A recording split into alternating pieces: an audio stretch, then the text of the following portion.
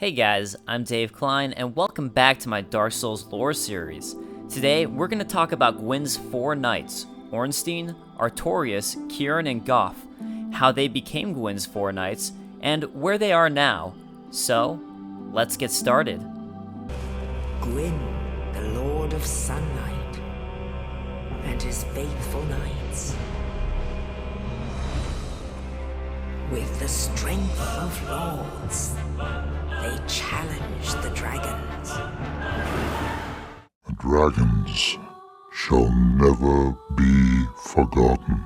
We knights fought valiantly, but for every one of them, we lost 70 of our own. Exhilaration, pride, hatred, rage. The dragons teased out our dearest emotions. Thou will understand one day. At thy twilight, the old thoughts return in great waves of nostalgia.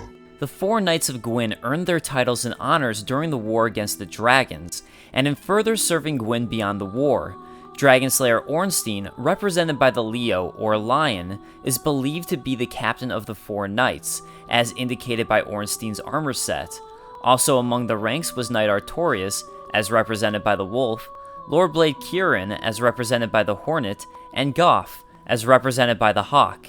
Each knight served a specific function in fighting dragons and earned their titles through these means. Using his great bow, Hawkeye Gough led the Dragonslayers in artillery fire. We know from the Dragonslayer great bow that Gough actually led and commanded an army of dragon-slaying archers. The Dragonslayer great bow is a bow of the Dragonslayers led by Hawkeye Gough, one of Gwyn's four knights, and the Dragonslayer arrows they used are described as giant dragon hunting arrows resembling iron spears, used by Hawkeye Gough and his dragon slayers.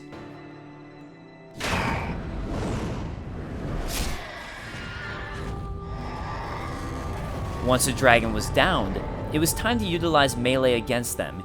Here we find the strengths of the remaining three Knights of Gwyn. Dragonslayer Ornstein would use his Dragonslayer spear to inflict lightning damage effective against dragons. His two-handed thrust relied on the cross and would bury spears deep within a dragon's hide. I believe this was both a highly skill-based weapon and was vital in causing initial damage to a dragon, opening up wide wounds which was perfect for the Lord's blades. I believe Artorias would have served a similar function as Ornstein, as Artorias had an unbendable will of steel and was unmatched with a great sword. It is likely he too would help with opening large wounds against the dragons. The Lord's blades, nimble assassins, would then sting like a hornet and utilize poison against the dragons. As the Dark Silver Tracer tells us, the victim is first distracted by the dazzling streaks of the gold tracer, then stung by the vicious poison of the dagger. While there is no specific item description that tells us Lordblade Ciaran or Knight Artorias took part in slaying dragons, I believe it can be inferred. Dragon slaying, knighthood's highest calling.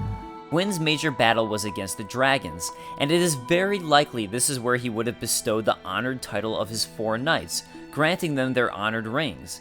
Additionally, Dragonslayer Ornstein was considered the leader of the four knights, again inferring they worked together at some point. Gough himself knows Artorias and Kieran very well, which would only further imply they all worked together. After the war against the dragons, the function of the four knights shifted. We know from the effigy shield that there was an occult rebellion against the gods. In an ill-fated plot to destroy the very gods, the followers of the occult once attempted to steal the power of Gravelord Nito, the first of the dead. Further, the Dark Ember tells us occult weapons were used to hunt the gods, and are effective against their following and kin. As described in the effigy shield, the plot did not work. It is very likely the knights were a large reason why. Ornstein's Dragonslayer spear is described as being able to send human foes flying. I believe Ornstein helped fight back this rebellion, and this is how his weapon received this description. Lordblade Ciaran served as an honored member of Gwyn's assassins, the Lord's Blades. We know from the Lord's Blade set that these deadly women shift nimbly between layers of darkness, etching streaks of gold into the night air and planting visions of terror into the minds of their targets. I believe the Lord's Blades were vital in assassinating members of the occult, and this was their primary function. The Dark Hand and Priscilla's dagger both inflict occult damage and both have dark abilities, giving a potential link between the two. Knight Artorias' main function would end up becoming the fight against the Dark, so it is likely he too fought back the rebellion. Gough, however, could have very potentially retired by this point. In time, the rebellion was crushed. So, what happens when the dragons are gone and your function is over? Me? There's very little to be said. What good is a dog with no hairs to hunt? But I'm lucky to be alive, I suppose. Gough retires, as he tells us he is now blind. He spends his day whittling wood carvings, a passion and hobby. Now, do not mistake my words. I cherish my work. Wood carving is a nuanced art. His helm's eye holes were packed with tree resin by those who dismissed Gough as a brutish giant. It is likely he never noticed as he was blind, or never cared, and is content to whittle away. With no more dragons, Ornstein, being the highest ranking, was left to guard Anor Londo, home of Lord Gwyn and more importantly, Gwyn's children.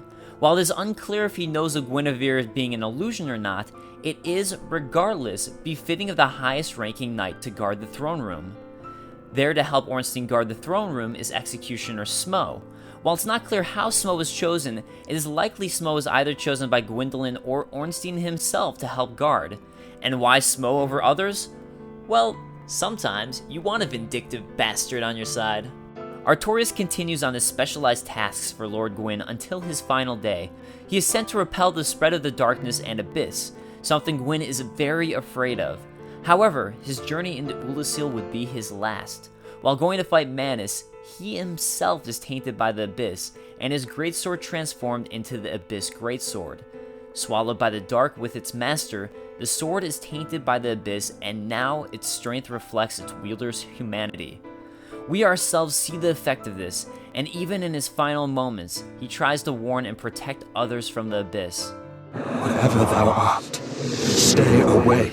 Soon, I will be consumed. I beg of thee, the spread of the abyss. It must be stopped. Artorias is the first of the knights to die. Finished by the abyss and the chosen undead, we find his wolf ring on a body perched on a lookout spot in the Darkroot Basin, likely from a grave robber who never made it. If thine was the blade to which Artorias fell, then thou must be wary of Kieran. She had strong feelings for the great Artorias, the poor girl. You? Is that not the soul of the man who fell on this spot? He was a dear friend. Kieran, heartbroken, remains at Artorias' grave. She is so distraught. If she's not already retired, she does so then and there. She readily gives the player her equipment as thanks. Thank you. You are very kind. Please take this. I no longer need it. May the Lord guide thee. We find a corpse with the hornet ring behind Artorias' grave, indicating she decides to remain with him for eternity. I am here to pay respects to a dear friend. Please, allow me a moment alone. We find the hawk ring behind the giant blacksmith, friend of Hawkeye Gough. I would have much to talk about with that blacksmith. In truth, how is the old chap, I wonder? Still hammering away, I should hope. The finding of his ring would indicate he too has passed away. All that remains of the four knights is Dragonslayer Ornstein, continuing his duty to protect the royal family. That is, until the chosen undead arrives.